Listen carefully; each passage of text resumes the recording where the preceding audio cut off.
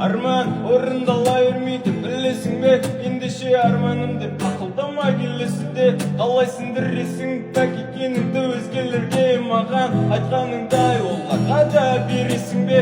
Сендіргің келе ма беріп маған адал екеніңді, солай сіндіресің бе ашырау етегіңді? Мен саған айттым сенен мәңгі кетерімді, артымнан түкірмеші сайбау кетерімді. Қиналып жүрген болсаң өзіңе тілеп алдың, саған қырындағандар сенмен бәрі түнеп алды. Сен соска сияқтысың, сорғызасың дәметкенге, сен дамап болсаң да басқызасың валеттерге. Қолыңды кескіле ана тамырыңды, тоқтамай кескіле шешіп берсін тағдырыңды. Өзіңнің басың бар ойлап ұтты қандыруды, бүгін аяқта ойламай ертеңге қалдыруды.